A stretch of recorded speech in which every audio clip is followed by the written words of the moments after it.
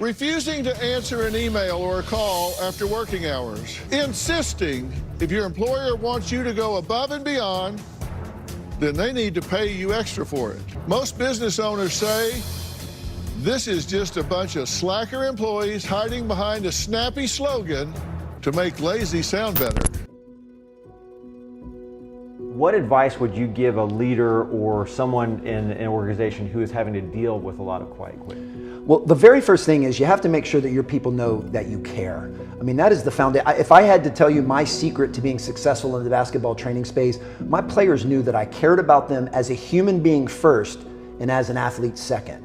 I didn't care about KD just because he was a good basketball player. I cared about him as a human being and wanted to help him reach all of his goals and dreams. It just happened he was also an excellent basketball player. So caring has to be number one. And when you care, you'll increase buy-in and believe in, and you'll increase engagement. Well, how do you show people you care? You invest time with them. You give them your full attention. You have a fascination and a curiosity. You check in with them. You know, now I realize too that this is different among different businesses. If you're the CEO of a 10,000 person organization, you can't go from employee to employee and check in with them every single day. But you can create a system where your managers and your directors and those other leaders in your organization can do that.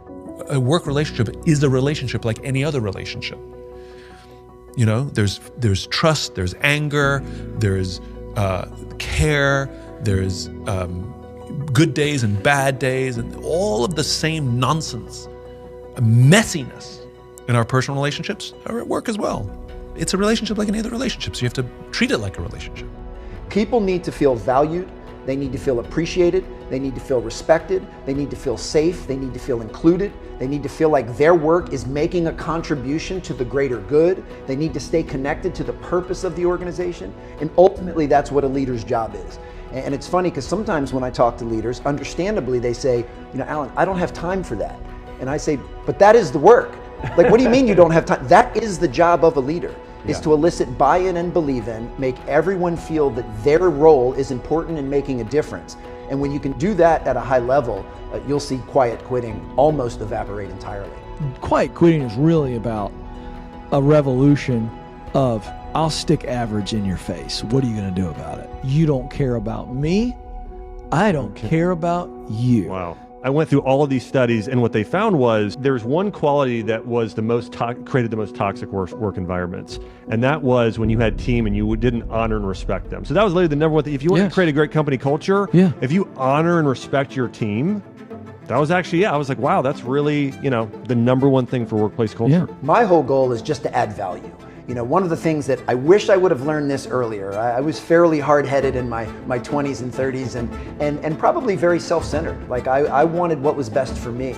And over the last several years in particular, especially since I had children, I've learned to flip that. And I'm much more concerned with what others want. I'm much more concerned with pouring into others.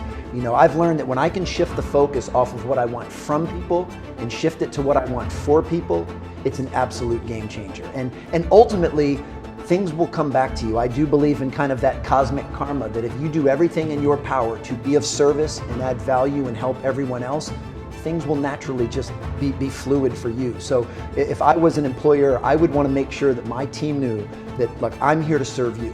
This is not about me, this is about you. How can I help support you so that you can maximize your role within our organization and make a maximum contribution so we can all get where we're trying to go?